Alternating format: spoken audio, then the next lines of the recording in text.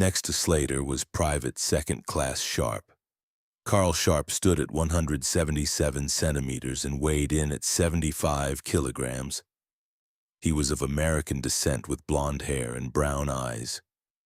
At first glance, nothing stood out about Sharp, but as you dig deeper, you would learn that he joined Baron Midley with Sergeant Norman. Unlike Norman, Sharp was only average physically and academically. However, Sharp got to where he was on sheer determination.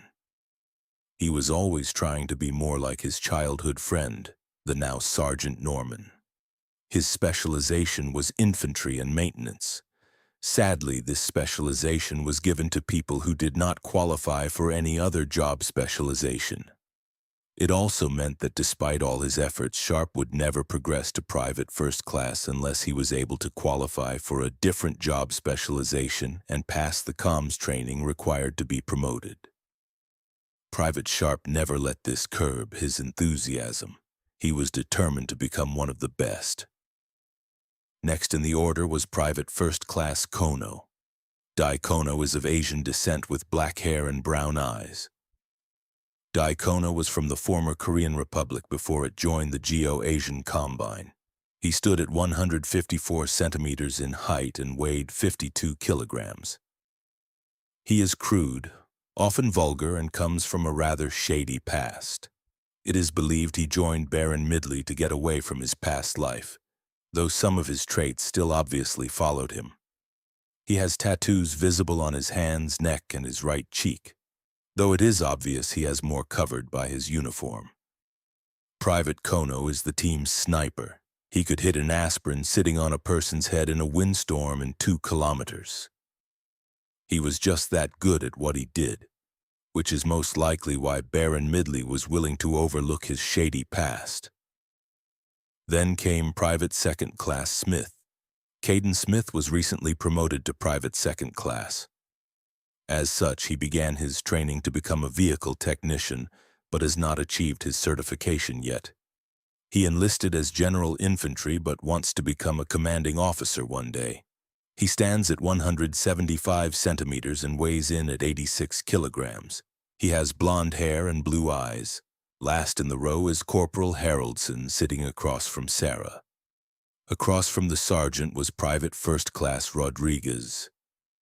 Sarah didn't have enough time to scan the rest of the troopers before the warning light, a red light that dimly lit the inside of the transport, came on. Simultaneously, the warning bell sounded. Beep. The alarm blared loud enough to be heard with helmets on, though the transport was soundproofed so nothing outside could hear the racket. Just as the alarm blared, a slight rocking forward then back indicated that the transport had come to a full stop. Once the transport was fully stopped, there was a pause of a few seconds that felt like an eternity. Shortly thereafter, with a loud hiss, the seal on the door broke free from the jambs. Slowly, the door of the transport lowered outward from the top. Whoomp! With a thud, the door hit the ground, creating a bridge from the back of the transport to the ground. Sarah could see out the back of the transport. Though smoke filled the air in every direction, Sarah could see as though it were a perfectly clear day thanks to her visor. Sergeant Norman began waving his arm to flag the troopers out of the transport in the previously determined order.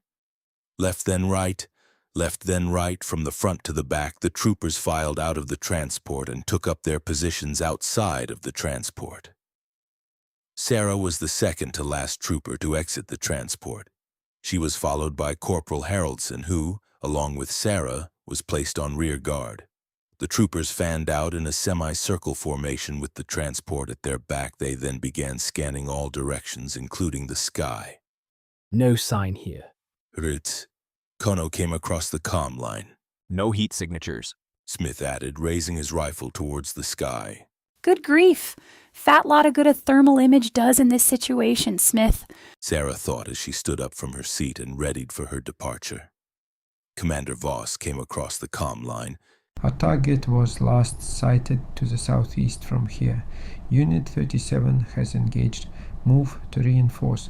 South by southeast, 863 meters. Keep comm lines open. Commander Voss then opened a comm line to Commander Rahan. Commander Rayan, come in. Silence came across the channel. Voss waited a moment, but still no response. Commander Rayan, come in. This is Commander Voss, Unit 38. Do you copy? Voss repeated with a slightly louder than usual tone. Voss waited, but there was still no reply. Voss then opened another comm line.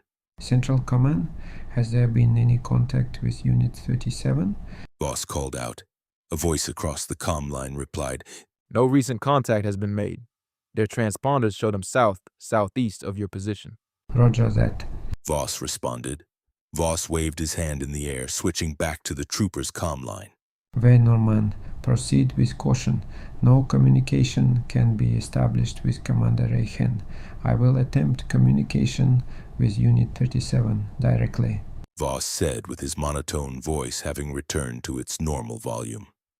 He then opened another comm line in an attempt to reach Unit 37.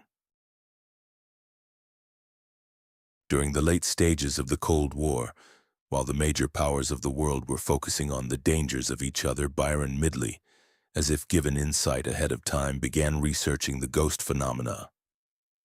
It wasn't long after the research began that the GET team was formed. GET was then dispatched to all possible ghost-related events at the behest of one of the co-owners of the company, Ivemir Byron.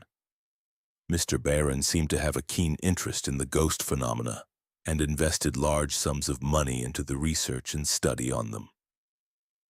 Excerpt from The History of Baron Midley, Better Business Inquirer magazine. Chatter started coming across the comm line. Zone 1, clear! Zone 2, clear. Zone 3, clear. Each trooper sounded off as they exited the transport and scanned their assigned area. Sarah's turn to exit finally came. She could feel her heart begin to race. She stepped out of the transport and looked directly to the left and reported. Zone 2 clear. Each trooper was assigned to visually check a zone for danger as they exited the transport. Zone 1 was straight ahead and was checked by the first person out of the transport. Zone 2 was directly to the left, and Zone 3 directly to the right. Zone 4 was overhead. Troopers would then repeat zone checks as they exited the transport. Every trooper knew their assigned area to scan after exiting the transport. Finally, after about 30 seconds, which felt like hours, all troopers had exited the transport in battle formation. With weapons drawn, facing the direction of the zone assigned, the troopers waited for the sergeant to exit the transport. After exiting the transport, Sergeant Norman came across the comm line. Drop-off complete. Commander Voss acknowledged. Confirm, Sergeant. Proceed on a 4-3-11 formation. Copy that, 4-3-11. Norman replied as he glanced over the troopers, deciding who was going where in the formation. Frost, Rodriguez, Slater, Merrin, On Point. Ibarra, Kono, you are with me. Everyone else, rear formation. Snow, Haraldson, you are on rear watch. Norman barked as he motioned where each trooper should be. Without a verbal acknowledgement, all of the troopers fell into their positions. The atmosphere had become completely silent. Something is definitely wrong. There are no sounds of people or animals. Nothing at all. Sarah thought to herself, glancing from left to right, then back to the left. It was as if the very earth and heavens were afraid to be found. There was no breeze, and the sun was completely obscured by the thick smoke. The only sound Sarah could hear was her own heartbeat, interrupted only momentarily by the sound of her breath. Ba-dump, ba-dump, ba-dump, ha-ba, ba-dump, ba-dump, ba-dump. Looking at the biometric readouts on her visor, she could see that she was but one of many whose breathing was heavy and heart was racing. She noticed that even the normally cool-tempered Norman and Haraldson were just as nervous as she was. Troopers forward. Norman ordered, waving his arm forward. With a slight yet very uncharacteristic pause, the troopers began moving forward. It was as if everyone could tell that something bad was about to happen. Check the surroundings. Norman ordered as the troopers continued onward. Every few minutes, Norman would order again. Check the surroundings. As if anyone would forget to keep their eyes open. Sarah thought to herself, tightening her grip on her rifle. With each passing step, the troopers got more and more nervous. Why is this so different from any other ghost hunt? Sarah thought, nervously glancing from left to right again. You would think that the other troopers would be used to calls like this, yet everyone is so on edge. Could it be because there was no authorization to kill it? Or is it because they know that the weapons they are carrying are of no use against this ghost? Sarah wondered as she panned around looking for any threats. No time to think about it now. Sarah thought, trying to refocus herself on the task at hand. Each passing step drew the troopers closer to the unknown. Each minute felt like hours. About 10 long minutes and about 300 meters of travel on foot after the troopers had unloaded from the transport, the comm line opened. This is Sergeant Lewis, Unit 37. Does anyone copy? Sergeant Norman raised his hand with the stop signal and replied, This is Sergeant Norman, Unit 38. We copy Sergeant Lewis. What is your location and situation? Over. We are about 1 kilometer from the rendezvous point. We lost sight of the flame dancer. It is as if the damn thing vanished into thin air. Sergeant Lewis said, gasping for breath. We couldn't find it when we dropped. Then out of nowhere, we were surrounded by flames. We never saw it, but it got the transport. Lane and Carter are dead. The transport was completely incinerated. Sergeant Lewis continued, obviously running towards the rendezvous point.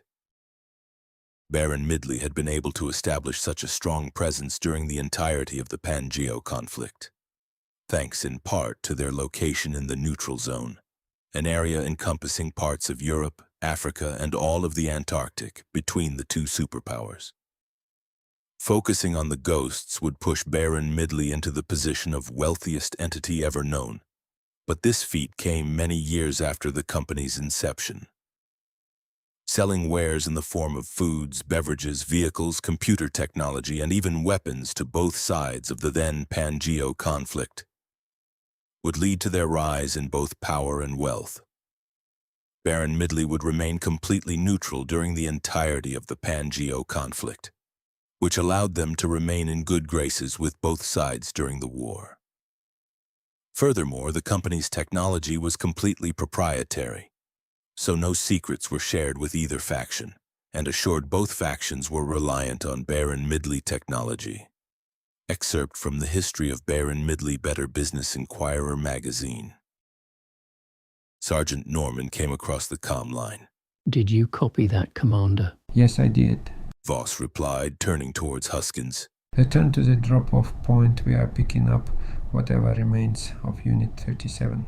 Without a word, Huskins nodded in confirmation and began maneuvering the transport back towards the drop-off point.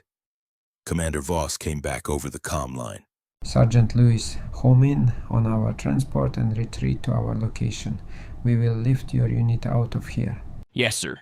Replied Sergeant Lewis, changing his unit's heading toward the transport. Commander Voss continued on to say, Unit 37, this is Commander Voss. I am taking over the operation. You are to rendezvous with us for immediate evacuation. Sergeant Lewis has been given the location for the pickup. Unit 38, you are to proceed on mission. We will rendezvous with you at the pickup destination and time. Until then, Sergeant Norman will be in charge. You heard the man. Proceed on mission. Norman replied, motioning the troopers forward again. Sarah, struck by a moment of clarity, thought, That is why everyone is so nervous. The other transport was missing. Even though no one said anything, they all knew. It was something so obvious. Movement. We have movement. Kano shouted across the comm line. All troopers immediately faced forward, weapons drawn. The movement off in the distance began to take shape through the smoke and dust. First, it was little more than a shadow with no definitive shape, an amorphous blob. It slowly began to divide into smaller pieces that resembled small pawns on a chessboard. Finally, the pawn-shaped shadows began to sharpen in detail. It was the remains of Unit 37. They were at a full run towards Unit 38. As Unit 37 passed by Unit 38 on their way to the transport, A private comm channel opened to all the Unit 38 members, and Sergeant Norman appeared and said, This makes no sense. They are running like they just had the fight of their lives. Yet none of their suits have taken any damage, and their ammunition readouts are all in the green. It is as if they never fired a single shot. Norman said, giving the halt signal with his hand. Commander Voss replied, Duly noted, Sergeant. Do you suspect that this is some kind of trap? Norman lowered his hand slowly, hesitantly motioned the unit forward, and replied, It is impossible to know, sir. We don't even know the Ghost's true capabilities. Voss motioned to Huskins and then replied, Then I will get their story as soon as they are on the transport. I will release a live feed directly to Unit 38 in this channel. Meanwhile, I will have Huskins ECO shield the back of the transport just to be safe. At least then, if it is some kind of trap, we know the weapons Unit 37 is carrying can't penetrate the shield. Norman continued towards their target and stated, Roger that. Voss continued on to say, Also, I don't want Unit 37 or the Ghost knowing we suspect anything. Keep everything going as protocol dictates. Yes, sir. replied Norman, continuing to move towards their target. Just then Sarah heard a woman's voice that she didn't recognize, yet it sounded very familiar. The voice whispered, It's a trap. Sarah's heart began to race. How do you know that? She replied across the Unit 38 comm line. At first silence came across the comm line, followed shortly after by Sergeant Norman asking, How would I know what? Private? Sarah gasped and thought to herself, Oh crap, I blurted that out loud. Why did I even respond to that? It was none of my business. Sarah swallowed hard and replied, Nothing, sir. I had a momentary lapse in judgment and spoke out of turn. I understand.